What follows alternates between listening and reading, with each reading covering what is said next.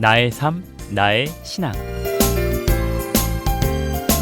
나의 삶, 나의 신앙. 오늘은 강릉 안디옥교회 김지용 목사님과 네 번째 마지막 시간으로 함께합니다.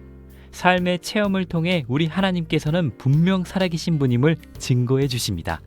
함께하시죠. 그 태권도 사범하면서 선교하면 되겠다. 그 중국을 가려고 했는데 그때 당시가 중국이 아니라 우리나라에게는 중공이어서 중공.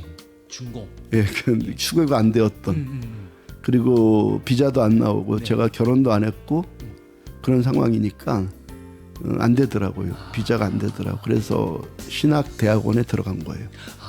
신학대학원 들어가서 지금 이렇게 목회하고 있는 거예요. 그렇구나. 처음엔 잘 몰랐을 때 증인이 되리라 그걸 생각을 했는데 거기만. 근데 그 말씀이 지금 와서 지금까지 계속 경험해 보면서 알아지는 것이 그 말씀이 저의 평생 목회하면서 제 목회 사명이 된 거예요.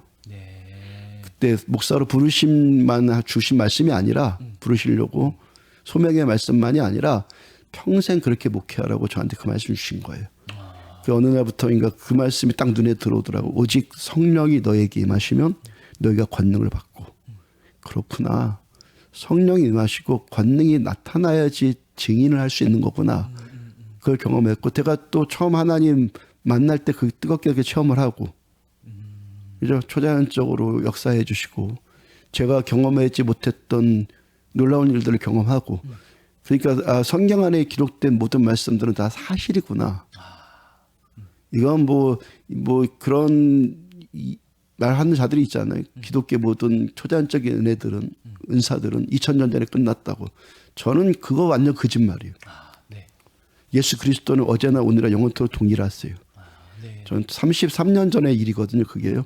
첫 체험부터가 저 죽었을 때 이미 죽었는데 살려주신 하나님 경험하고 성령 말씀이 꿀성이처럼 살고 그 이후로도 얼마나 많은 일들 경험했겠어요.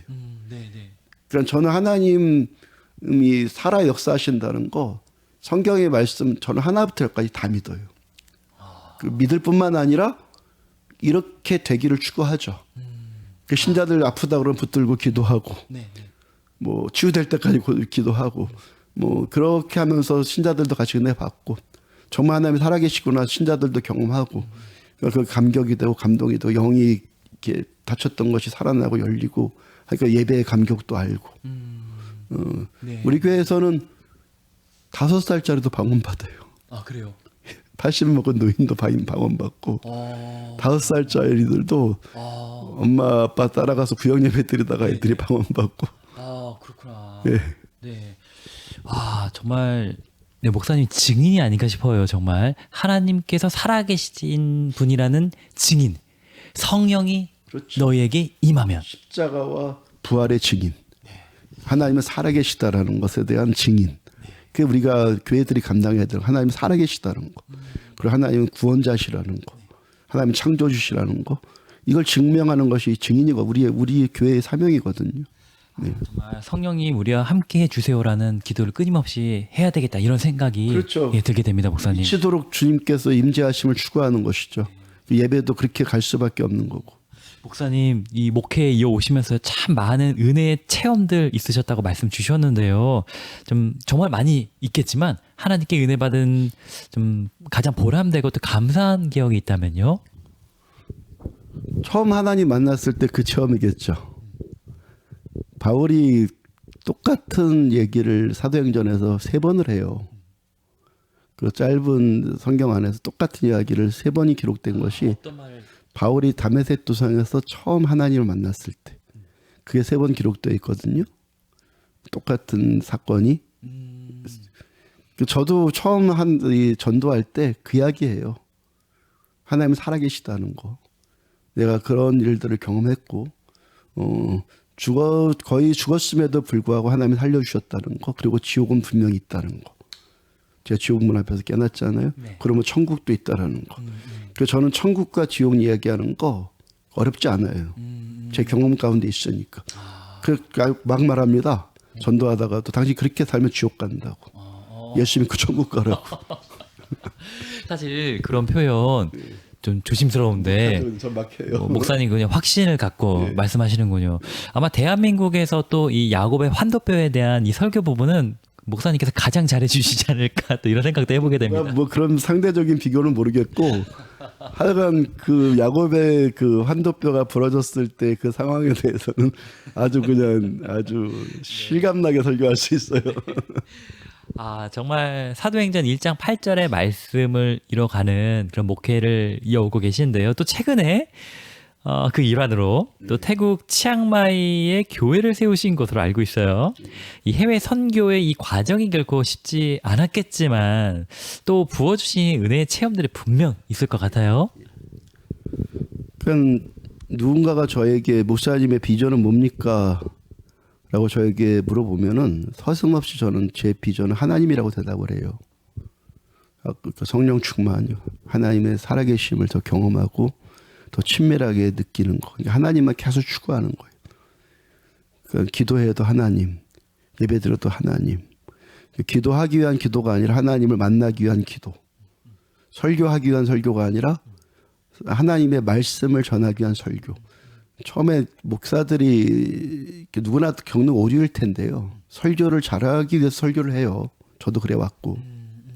그럼 오류 본의 아니게 좀 그런. 그리고 그러면서 배워요. 또 선배들의 책을 읽다 보면 설교는 잘하는 게 아니다. 그러면서도 잘하려고 해요. 순한 오류에 빠진다. 어느 날 근데 그것이 이제 시간이 지나면서 제가 이제 경험으로 제가 이제 알아가는 거예요. 설교는 진짜 잘하는 게 아니고 하나님의 말씀을 전하는 거죠. 저 우리에게 하시는 그러니까 다른 말을 하는 게 아니라 성경 안에 기록된 말씀들 가운데서 우리에게 하시는 말씀을 전하는 거. 그래서 성령의 임재 없이는 이 말씀이 떠오를 수가 없거든요.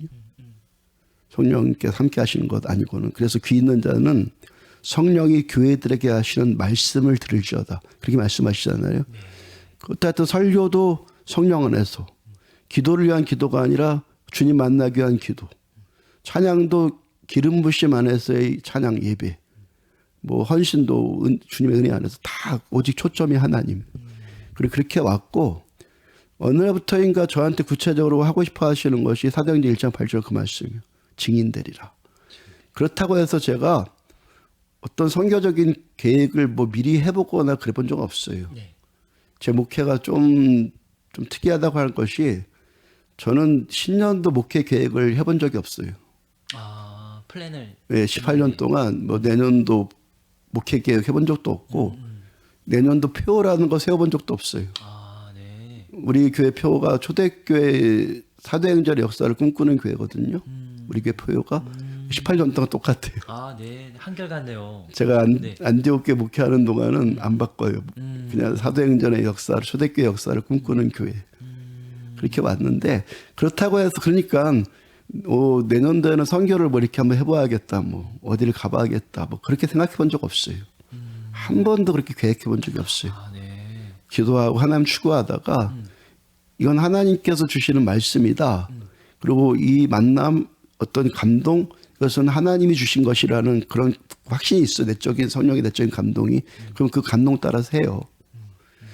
하여튼 그런 그 선교를 시작하게 된 이야기가 하면은 그것도 꽤 지르니까 그 생략을 하고 그래서 태국에 지금 선교사로 파송 보낸 분을 5년 전에 파송해 드렸고 네.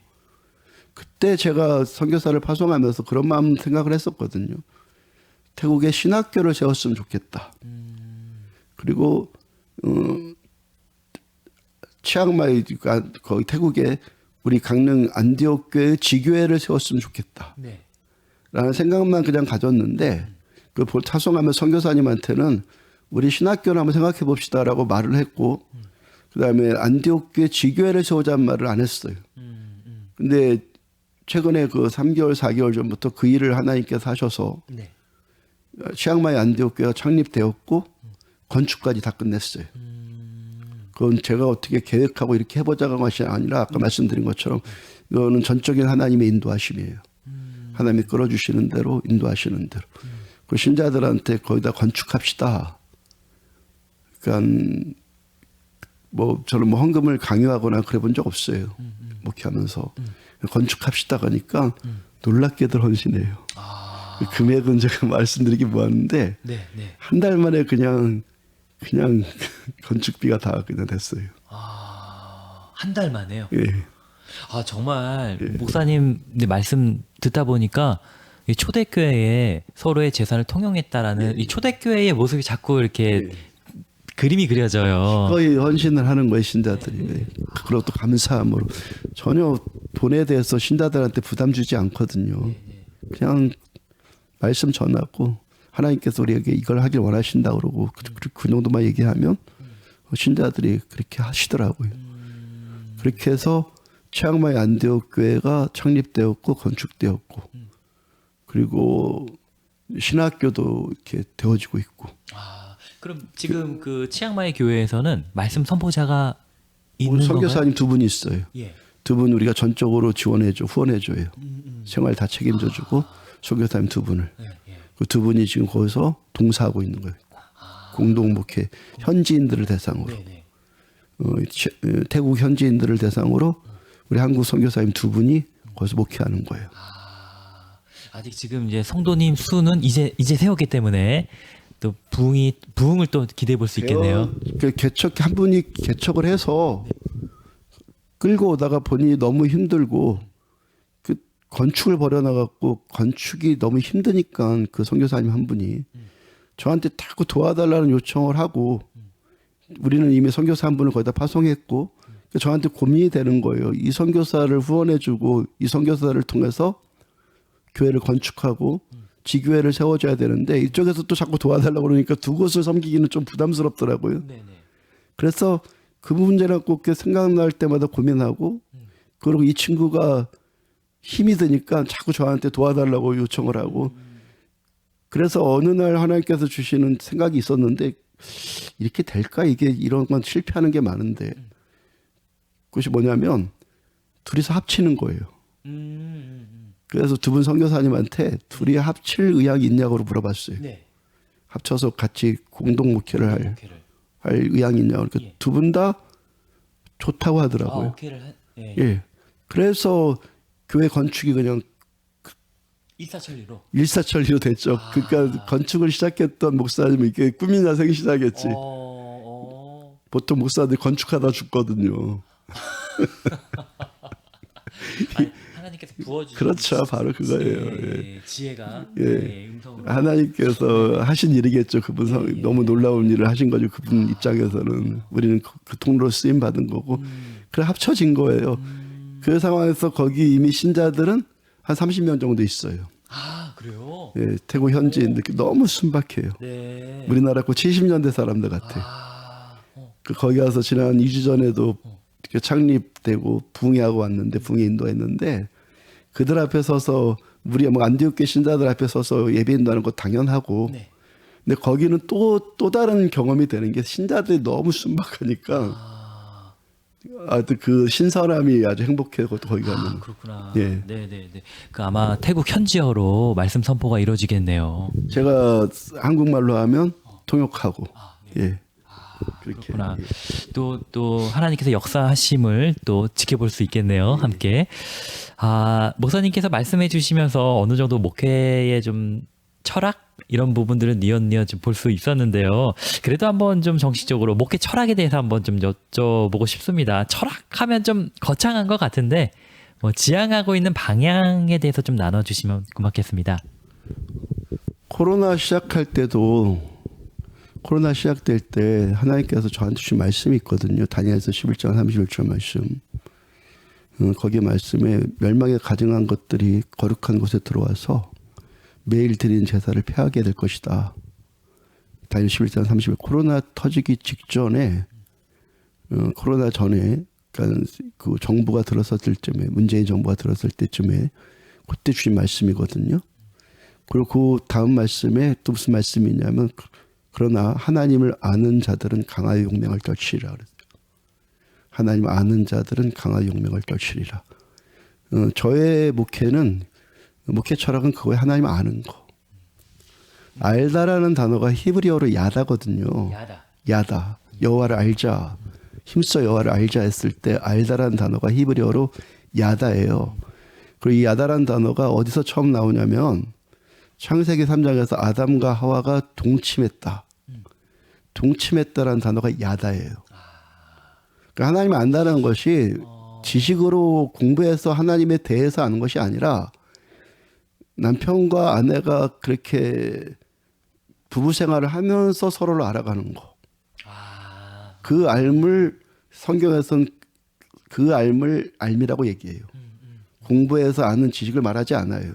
하나님이 인격적으로 만나서 하나님을 체험해서 살아계신 하나님을 경험하면서 아는 암. 이게 야다거든요. 예, 성경 안에 구약에서 하나님 알다라고 했을 때 모든 알다는 다 야다예요. 다 야다예요. 그러니까 하나님을 그렇게 아는 것이 저의 목회 철학이고 하나님 알기를 추구하면 제 철학 같은 거 아무 소용없어요. 내 지식, 뭐 제 계획 그런 거 중요하지 않아요. 하나님 알면 때가 되면 하나님이 정확하게 뭘 할 건가를 가르쳐 주세요. 뭘 하기를 원하시는 것을 말씀해 주시고 그 말씀해 주셨을 때 그 말씀 붙들었을 때 그 말씀을 이루기 위해서 필요한 것 하나님은 여기까지 계속해 주셨어요. 하나님이 시키실 일이니까 하나님은 그 노동 착취하는 그런 분 아니거든요. 심부름 시키는 종에게 심부름할 수 있도록 다 주세요. 그래서 너희가 먼저 그의 나라와 그의 의를 구하면, 그죠? 이 모든 것을 너에게 더해 주시라 말씀하신 것이 먼저 그의 나라와 그의 의가 하나님께서 우리에게 주신 말씀, 그 말씀 붙들고 가려고 하면 그 말씀을 이룰 수 있도록 하나님께 다 주세요. 근데 격언 분명합니다. 그만큼만 주시는 것이 아니라 더해 주시는 거 분명히 맞아요. 더해 주세요. 그러니까 제 목회 철학은 그냥 하나님 바라보는 거고 하나님 어떻게 하면 더 친밀하게 만날까 그런 것이고 그리고 그렇게 추구하다 보면 때가 되면 너는 이거 해라 이렇게 해라 주세요. 그럼 그거 하면 되고 또 하면 또 필요한 거 다 주시고 물론 그러면서 예배에 목숨 거는 거 예배 목숨 걸고 그리고 그만큼 기도하고 말씀 붙드는 거. 또 대부분의 목사님들이 다 그렇게 하려고 할걸요. 네, 저도 그렇게 하고 있어요. 네. 목사님 말씀해 주시니까 저도 또 노화가 더 떠올라요. 네, 방주 안에서 하나님을 바라보는 것.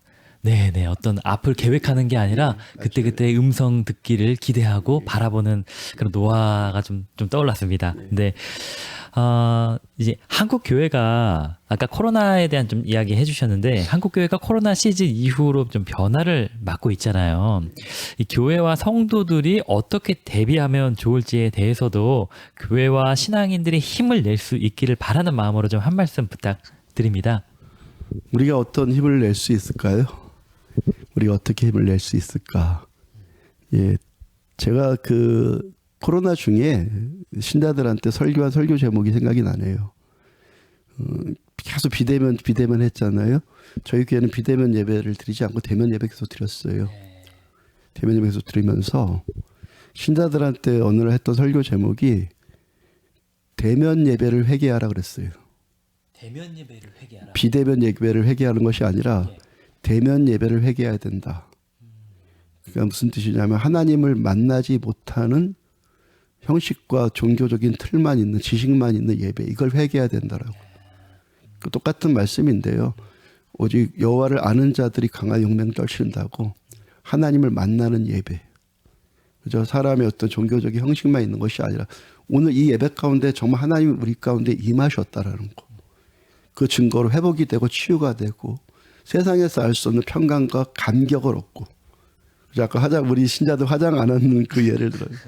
진짜 화장 안 해요. 해봐야 뭐 얼굴이 그냥 다 그렇게 되니까 그렇게 되면 하나님을 알면 하나님을 아는 것이 힘이에요. 그죠? 하나님을 아는 것이 힘이다. 성경에 또 말씀하시잖아요. 그게 힘이에요. 하나 우리를 함께 하시는 것이 그거보다도 강력한 힘 없어요. 그러니까 우리의 모든 초점이 하나님 만나기 위해서 종교 생활하지 말고 지식적으로 관념적으로 예수 믿지 말고 하나님 살아계신 거 분명히 맞으니까 미치도록 하나님 추구해서 살아계신 하나님 만나고 하나님과 섞여서 성령으로 말미암아 아버지의 사랑이 부어진다라고 로마서 5장에서 말씀하시잖아요.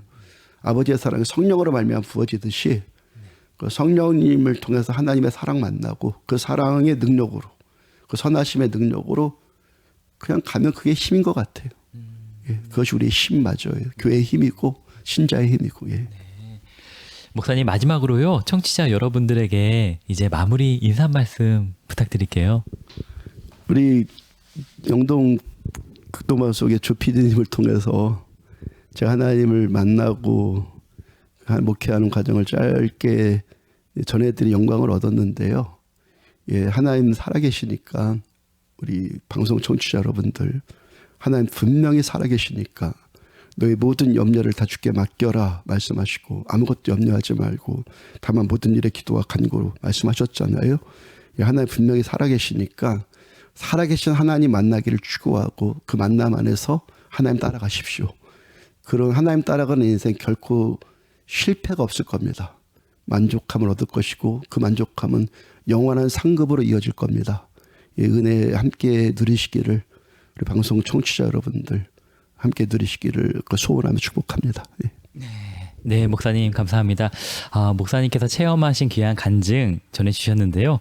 지금까지 말씀의 열정, 전도의 열정이 있는 교회, 또 신앙의 열정이 있는 성도님들이 가득한 강릉 안디옥 교회의 김지용 목사님과 나의 삶, 나의 신앙 함께했습니다. 목사님 고맙습니다. 예, 감사합니다.